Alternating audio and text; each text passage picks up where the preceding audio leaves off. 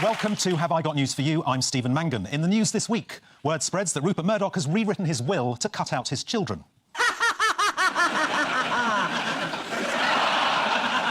On a building site in Surrey, David Cameron discusses with engineers exactly where Ian Duncan Smith is going to have his accident.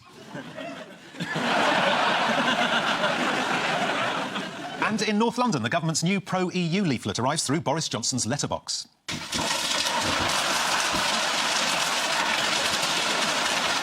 On Ian's team tonight, a German comedian who believes British audiences are wrong to applaud someone before they've actually done anything. So let's see what happens now. As I say, please welcome Henning Wehn.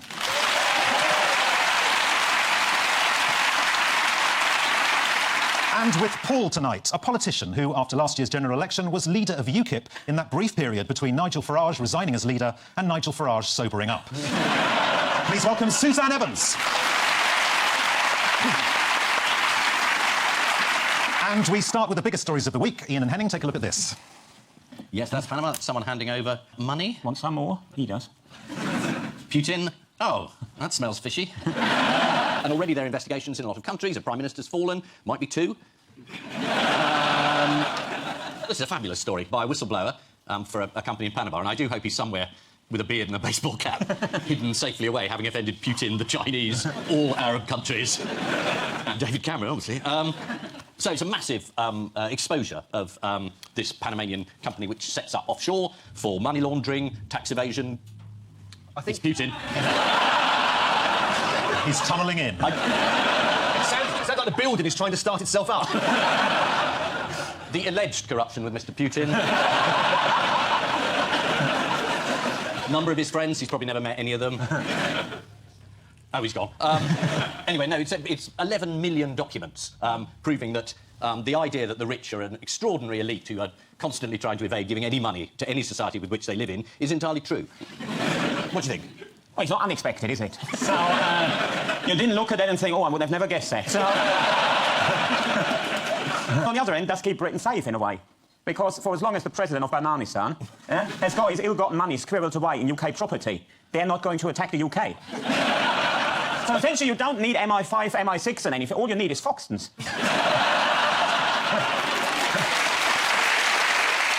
It's the most embarrassing thing that's ever happened on this scale. I mean, I'm sorry to be enthusiastic about it. I know you expected it, but, God, the detail's fantastic. And they've had a scalp. I mean, most journalism doesn't end up with the Prime Minister resigning. But in Iceland, I mean, was it 10% of the population went out on the street?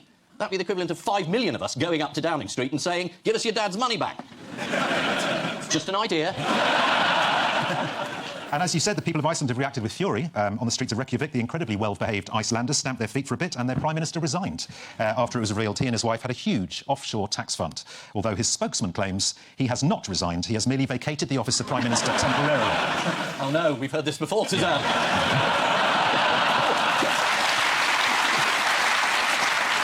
Anyway, what's the man in Iceland called? Sven? I get a German on and he does the racist stereotype. It's just probabilities. He's called Sigismundir? That is a lot more racist. Just he's like, or something like Sigismundir, or whatever it is with their silly foreign names.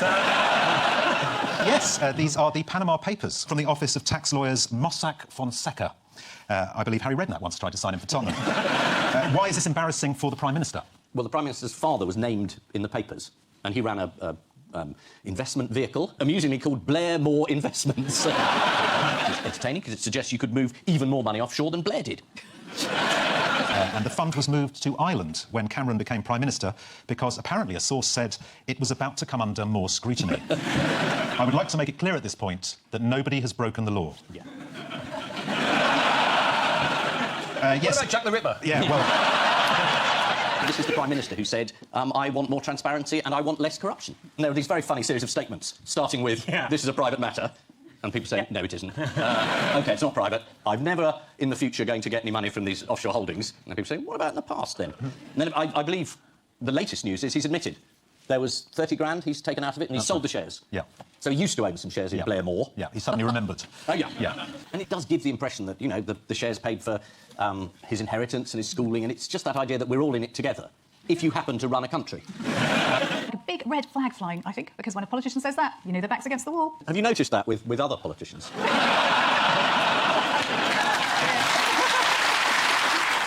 Well, I think it is incredibly embarrassing for him. Yes, Cameron dealt with these embarrassing questions in instalments. He said it's a private matter. Here he is in 2013 commenting on the private tax affairs of Jimmy Carr. Think of all those people who work hard, who pay their taxes, and out of that post-tax income save up to go and see Jimmy Carr. He's taking that money and stuffing it into something where he doesn't have to pay taxes. That is not fair. To be fair, whenever Cameron gives a speech, it's always free entry. Where was he when he was asked about his tax affairs, and why was it extra embarrassing? The Bahamas? Shame, he would have got a nice tan, wouldn't he? Yeah. No. Lanzarote? No. Oh, PricewaterhouseCoopers, wasn't he? That's right, yes. He was at the accountants PricewaterhouseCoopers, who have been criticised by a Commons committee for facilitating tax avoidance on an industrial scale. Cameron's father's scheme, like a lot of hardcore tax avoidance schemes, used bearer shares. Would you like me to tell you how they work? Yeah. Yes, Thank please. you. I give you this bit of paper, Suzanne. OK. That's some shares in my offshore company, Trade Bastard. That now means you own the shares because you're holding them. If you pass them to Paul... Yes, I've got them now. Now, he owns them, but nobody needs to know that they have passed from you Well, we shouldn't have done it like this. Should have done it like that. on telly. OK, yes, I've got them now, but nobody knows I've got them. No one knows you've got them. Yeah. That's how it works. Well, I tell you one thing, you have to be very organised. You do. Because I know, I can't find my house keys most days. Various world leaders have been building up stacks of tax-free cash offshore. What has the president of the UAE been secretly doing with all his money? I bought up London property. Exactly right, yeah. He's bought £1.2 billion worth of London properties. He's bought half of Oxford Street and parts of Mayfair. He didn't get the utilities or the stations, though, which are actually better value.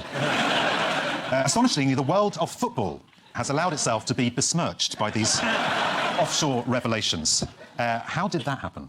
Well, they got their new man Infantino as the new FIFA president, and then they had one geezer looking after the ethics committee or something, and then it required that he was working, if not for that Fonseca lot, but then something related to them. So essentially, he's the ethics man, and he's right in the middle of it all. So that doesn't look too good, does it? They should have kept Blatter. I said that all along. Yeah. Yes, UEFA did a deal on TV rights with an offshore company called Cross Trading. It's like the night manager, this, isn't it? Which was a front for an alleged fraudster. The deal was signed by brand new, squeaky clean FIFA boss Gianni Infantino. I can't help noticing there are a lot of extremely bald men in the news at the moment. So shall we play a game of Whose Bald Bonce Is This? Yeah. Right, teams, fingers on buzzers. Here's your first bald bonce. Who's that? Ian Duncan Smith. Yes, it is. Hey. Ian, you made him cry, didn't you?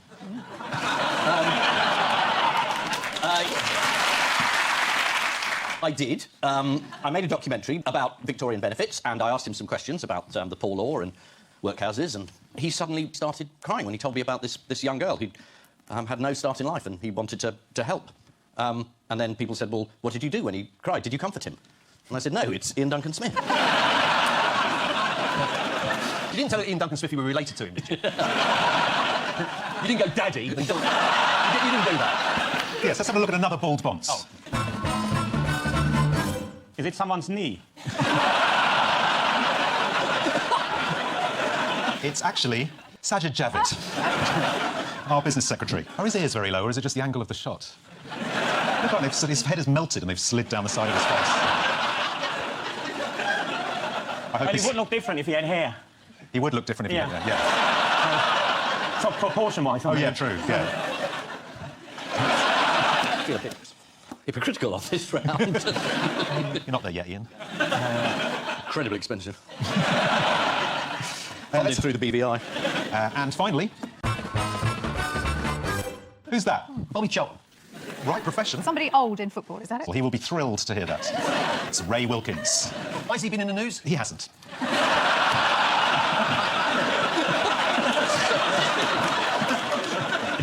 Suck it up. This game needs a little bit of refining, I think. OK, only another 42 bald heads to go. By the way, does anyone know who Nigel Mills is? No. Is he bald? No, he's not bald, no. Not bald at all. No. I'm related to Baldy Bonson. He has hair. He has hair. That therefore looks different than if he would have had no hair. Yeah, he got it. He is actually a Tory MP who is big on tax avoidance. I asked because he's clearly worried that people don't know what he looks like. So in this interview on Sky News, he made doubly sure. Whose responsibility is it to ensure that the mega-rich play by the rules? Well, joining us live from his constituency in Ripley is Nigel Mills, the Conservative MP who is very active on tackling multinational tax avoidance. Now, hilariously, the poster behind should have been doing the talking like that. What's the big news in Russia? The papers reveal a huge number of transactions going through a friend of Putin's who's a cellist. And people have said, well, it's quite strange that this cellist who runs a small music school, has a vast financial empire through which wash billions and billions of pounds. And they're suggesting that this in some way links to Putin. And that's quite big news in Russia, particularly if you mention it. Yeah. Why would Putin be distracted? What else is on his mind at the moment? Are you having an affair with a belly dancer? Oh, that's close. That's close. I just thought I made it up. That is really close. There is a story Yes. in A some of the world's press that he's having an affair with Wendy Deng, Rupert Murdoch's ex-wife. Oh. I have no idea whether the story is true or not, though it is amusing. Yes, there are rumours, though, aren't there? There are. That she is having some sort of ding-dong, I suppose you could say. You're Leslie Phillips. This was the engineer bloke. Rupert Murdoch, she was married to, possibly Tony Blair. Rumours there. She wasn't married to him. She wasn't married to him, I would no. have noticed Yes. that. Staying with Russia, which traitor appeared from beyond the grave this week? Lenin. No, he wasn't a traitor. Sorry, he wasn't a traitor. He wasn't a traitor. It's the first word I always say in pub quizzes, I'm sorry. The Cambridge Five, the fella that died. Philby. Philby. That's right. Yeah. Yes, a video from 1981 surfaced of Kim Philby explaining to the Stasi how he spied on Britain for the Russians for decades. Here he is. He was introduced to the Stasi by master spy Marcus Wolf, known as the man without a face. That would surely attract attention. Kim Philby's advice was to the Stasi was, if you're caught doing something, never admit it, deny it absolutely. It's good for British public life. Absolutely right. Are you drawing some parallel between a traitor to our country and the Prime Minister that's currently residing at number 10 Downing Street? It never occurred to me. Oh, that's a shame. Do you know what Kim Philby's highly sophisticated method for smuggling state secrets to the Russians was? Carrier pigeon. It wasn't even as exciting as that. He said, every evening I left the office with a big briefcase full of files. I used to hand them to my Soviet contact in the evening. The next morning I would get the files back and put them back in the office. I did that regularly for 30 years. Have you ever been approached during your time in Oxford? I was never approached in the future or now. This is the shock news that some of the world's biggest bastards have been using offshore companies to dodge their tax.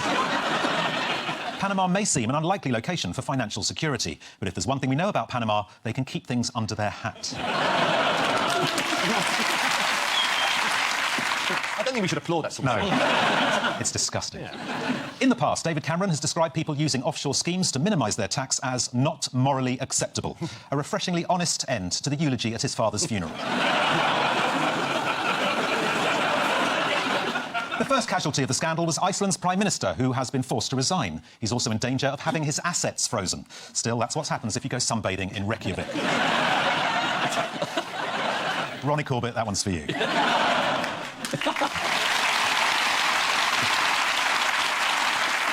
Vladimir Putin has been linked to the offshore banking scandal. Rather more surprisingly, he's also been linked to Wendy Deng. At the moment, it's just a rumour. We'll only know for sure when they split up and she's found dead in a locked hotel room.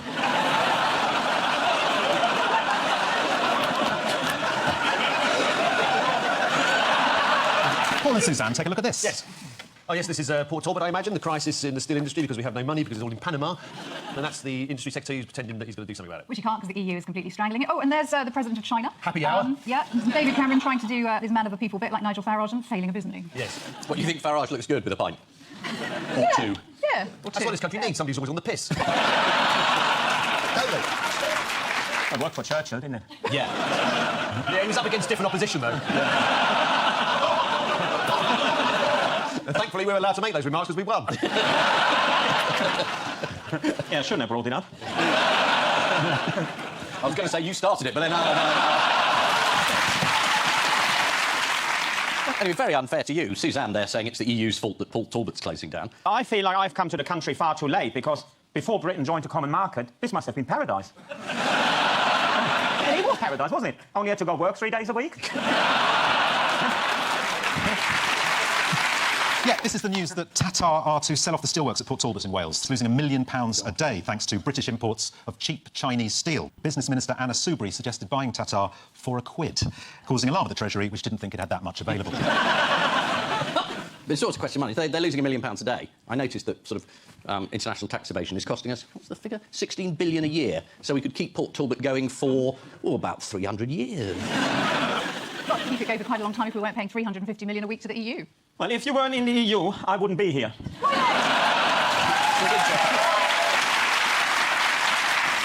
if that is a blessing or not is for you to decide. Which campaign are you in now? You'd never guess. No, The Leave of the campaign. many on the other side. Oh, I see. I'm on the board of Vote Leave. You're not one of the grassroots lot. No, I didn't like the look of the green tie. I don't think it'd suit me. And is Nigel in the grassroots lot? Nigel's in the Oh, what a grassroots lot. coincidence. Yeah. It's all a bit Judean People's Front of Judea. Tatar took the decision to sell up at a board meeting in Mumbai last week. Local MPs and union representatives from Port Talbot flew out there to lobby the company. Where was the government's business secretary, Sajid Javid? In Australia. Yeah, that's right. He was on holiday. Sorry, he was at a trade meeting.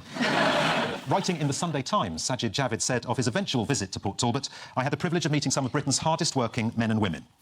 His PR team. Suzanne, when you see what an extraordinary mess the government has made of this, surely you must still be tempted to rejoin the Tory party and leave all those UKIP nutters behind. No, they're not nutters. No. They're a great bunch of people, UKIP, and I'm sticking with UKIP. Well, at least I hope, if they let me back in. You're suspended for what, 6 months? 6 months. Are you going to appeal? I absolutely am. Try and get a year? Yeah.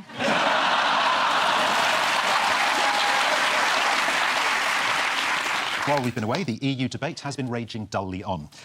All sorts of claims are being made about what will happen if we stay or go, with each side accusing the other of scaremongering. So let's sort everything out once and for all with a quick but potentially fun game of fear or fact. Fingers on buzzers. Yeah, right. If we leave Europe, we'll be able to make browner toast. Fear or fact? Got to be a fact. Well, UKIP MEP David Coburn certainly thinks so. He blames EU regulations for his less than powerful toaster. If you're watching, Mr. Coburn, the next time that happens, put your fork in the toaster and poke it around a bit. If we leave, we will at last be free to recycle tea bags. Fear or fact? Can't we recycle tea bags already? The Mayor of London claimed in a column you can't. Yes, that's right. Boris Johnson feels his life has been blighted by regulations on tea bag recycling, although it turns out there aren't any. Yeah, but still fair enough to be cross about it. Yeah. Bloody Brussels. Yeah. If we leave, it'll be the end of the booze cruise. Fear or fact? Suzanne? Definitely fear. Definitely a fear? Definitely fear. The French are going to stop us going over there and buying their booze? Not a chance. Well, the Transport Secretary, Patrick McLaughlin, he thinks there's a risk the EU might introduce customs limits and stop us stocking up on 110 litres of beer, 90 litres of wine and 10 litres of spirits. On hearing this news, Nigel Farage tweeted, "I've decided today is the perfect time to announce I'll be supporting the campaign to remain in the EU." Not really, that was actually Nigel's idea of an April Fool's joke. One reply to that tweet stated, "You didn't need to bother with this, you're already one of the biggest fools on the planet, April or otherwise." Do you regret sending that now, Suzanne? Anyone want to hear a former Swedish Prime Minister's view on the EU? Here he is on Newsnight with Evan Davis. Yeah. And a former Swedish PM tells us that Britain can leave the EU, be in the single market and have full border control. No. This is the news that thousands of workers at Port Talbot are facing the axe. The good news is that George Osborne insists he has a coherent, strategic plan to safeguard the future of any worker who loses their job in the steel industry. The bad news is he came up with it after watching the full Monty. In other news this week, Jeremy Corbyn announced he will be playing Glastonbury, although he's refused to appear on the pyramid stage as he's opposed to any sort of hierarchical structure. And so to round two, the picture spin quiz. Fingers on buzzers, teams. Paul. Donald Trump, he's... it could be anything, really, with him, isn't it? Why is he so angry? He's a billionaire, he's got a lovely wife who loves him for his money. I mean, what is he so angry about? I think he's angry because he's just lost. He's lost in Wisconsin. Yes. And the whole sort of Trump bandwagon appears to be slowing up. Yes, this is the news that Donald Trump may have finally out-crazied the Republican Party. He's lost votes with women after making controversial comments on abortion, and then lost votes with women haters by trying to take them back. That's a frequent accusation is that politicians, they're too dull. Well, he isn't dull, but you want to be governed by him? So I want them as dull as possible. Yes, charismatic leaders in the past have led to all sorts of trouble. You might say that... The thought of him being in charge of America, he can't even control the knob on his sunbed. I think you should refer to him as his butler. Yes. But I mean, this whole business about building the wall in Mexico and the Mexicans will pay for it, I mean, that's not going to happen, is it? It's 1,000 miles long. Yeah. They'll get a ladder. What he's done is threatened to cut off the billions of dollars Mexican immigrants send back from America to Mexico unless Mexico make a one-off payment of $5 billion to $10 billion. Let's see what the former Mexican president Vicente Fox thought about that idea. I'm not going to pay for that fucking wall.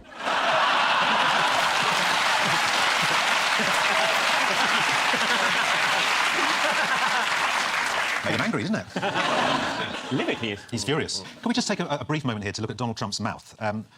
What is weird about it is, someone on the internet spotted this, you can replace his eyes with his mouth and he looks the same. So there's him normally, yeah. And then with mouths for eyes... As a final note, has anyone noticed how Donald Trump often sounds like he's a bit drunk? Well, thanks to Friend Dog Studios, here are some recordings of Trump's actual voice, but put into the body of a drunken American man. We need a border, we need a wall, but I don't mean one of those walls where you go to Home Depot and buy a ladder and you walk across. I mean a wall, much higher. That's peanuts. That's peanuts. No, no, no, much higher. Much higher. I do know what I'm doing. I want to help women with women's health issues. Nobody's going to be able to do it like me. And like, a lot of us are really smart. I'm really smart. You know, I'm really good with that stuff. You know, anybody that likes me, I like. I just want to make this country so great. And that's what's going to happen. And that's what's going to happen.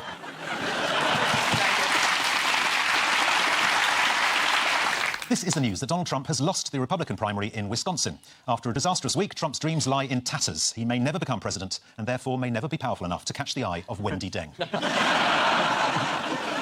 According to the Mail, Heidi Cruz says that her first date with Ted lasted hours because he asked a lot of questions about my background, my goals in life, my 10-year plan, my 20-year plan.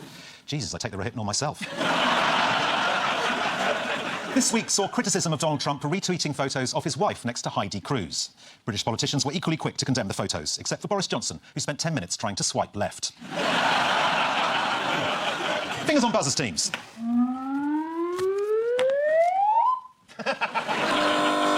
Yes, Paul. Some cats can understand better accents than others. Some accents they don't They get. respond better to a northern accent? No. They meow differently depending on where they live. That is the right answer. Well done. This is the news that scientists think cats can pick up regional accents. Before we get into the enormous detail of this story, how do cats say meow in Germany, Henning? Meow. Are British meows under threat from Brussels, Suzanne? The scientists behind this claim actually come from Sweden. What noise do cats make in Sweden? Sven.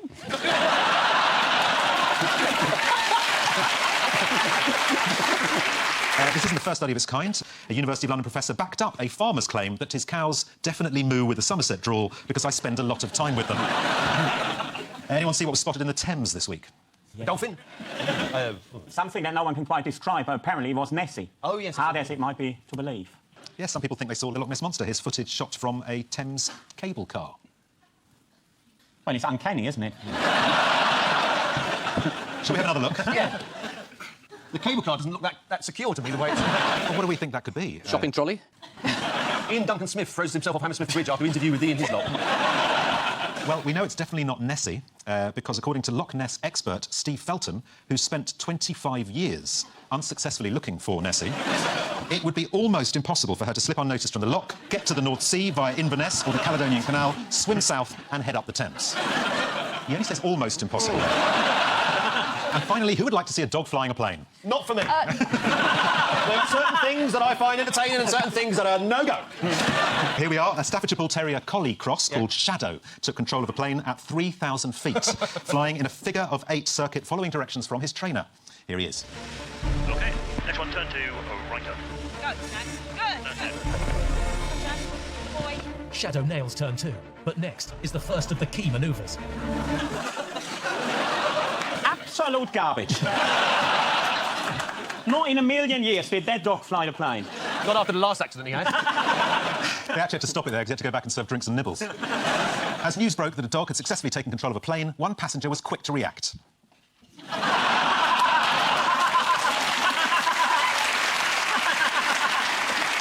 What's the airline called? Lufthansa? Time now for the odd one out round. Just one between you this week. Your four are Jeremy Corbyn, Tesco, Neil Carter from The Archers, and the prodigal son. The man who painted the prodigal son picture sort of lost heart in the end, didn't he, by putting an arrow in it? Sort of... Did you not think they wouldn't know who he was? And he didn't draw the eye to the right character, did he? No. Is the arrow a clue because an arrow is fired by an archer and you've got a man from The Archers? No. Oh, is that The Archers? Is it what the prodigal son did, or what he ate, or he was received back? Is it the fatted calf? What he ate is good. A pig. Corbyn been eating pork? He's a vegetarian. Yes, why is he a vegetarian? Because he doesn't eat meat.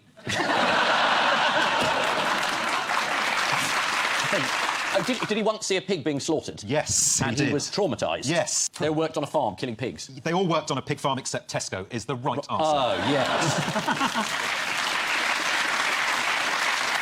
They all worked on a pig farm except Tesco, who claim their pork sausages are from Woodside Farm, which is entirely made up to make them sound more wholesome. Where are they from, then, if not from a farm? The National Farmers Union are asking that Tesco's rebrand their sausages with a more appropriate name, like abattoir slurry. How have marketing experts defended Tesco? It's not that bad. We could have called them Blairmore Farms.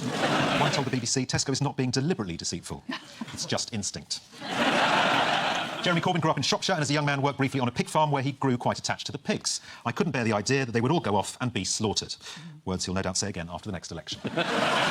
Neil Carter from The Archers has worked with pigs on Willow Farm almost since he arrived in the village of Ambridge over 40 years ago. In a recent interview, the actor was asked, "Are you ever recognised as Neil?" To which he replied, "No, not really." Adding, "What part of radio don't you understand?" Is anyone been keeping up with the latest goings-on in The Archers? Someone got stabbed, so but then survived, so nothing much to shout about. Yeah, that's right. Someone got stabbed with a kitchen knife in a controversial domestic abuse storyline. Critics say the bloody storyline would have been more at home on EastEnders. If it had have been on EastEnders, here's how it would have sounded. He's dead. I've killed him. Here's what happens when Radio 4 try to do Grit. He's dead. I've killed him.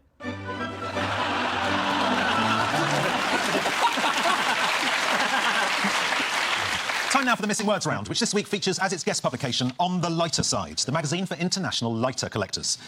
If you want to thumb through it, it usually takes a few goes. And we start with, armed with just a paperclip, you can what in less than a minute? Attach two pieces of paper together. Oh, that's British. Armed with just a paperclip, you can make a stand for your lighter in less than a minute. An innocent enough idea in the pages of the Lighter magazine, though it led to a flood of hate mail from outraged readers of Paperclip Digest. Next, what now goes by the less insulting nickname? Fuckface McGee. That's the only one I can think of. The answer is Dopey Dick the Killer Whale. Now goes by a less insulting nickname. Dopey Dick was a killer whale who first came to Northern Ireland in the 70s, and he's now Minister for Education in the Stormont government. Next, stubborn hipster tries to what in what? I know this one, I think. Oh, go. I tried to get very large sofa into tiny car. Is the right answer. Next, Alistair Campbell is scared of what? Justice. The answer is Alistair Campbell is scared of ketchup. Ketchup? That is nothing to be scared of, really. Next, what and what are on the bill at Boring Conference? Ant and Deck. The answer is actually German traffic lights and watching grass grow are on the bill at Boring Conference. Well, what's wrong with German traffic lights? They're boring, apparently. What, more boring than other traffic lights? Don't you want traffic lights to be boring? Rather than just changing colours all of a sudden. Next, On the Lighter Side has seen remarkable improvement thanks to what? Arsonist? No, shall I tell you the answer? Yeah, please do. On the Lighter Side has seen remarkable improvement thanks to the addition of covers and content. If you want to know what it looked like before it had covers and content, here it is.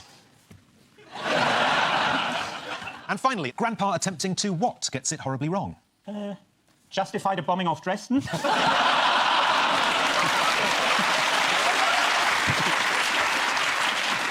Grandpa attempting to take passport pictures gets it horribly wrong. Here's what happened when one grandpa, Nono Bill, recently went to get his done in one of those modern photo booths.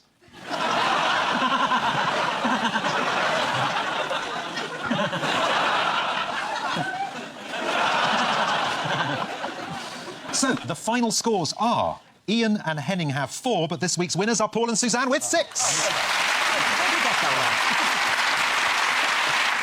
But just before we go, there's time for the caption competition.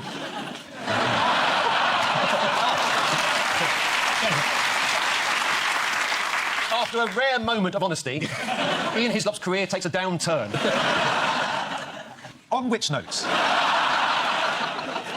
we say thank you to our panellists, Ian Hislop and Henning Venn, Paul Merton and Suzanne Evans. And I leave you with news that, as FIFA look to move away from accusations of corruption, China reveals its bid for the 2030 World Cup.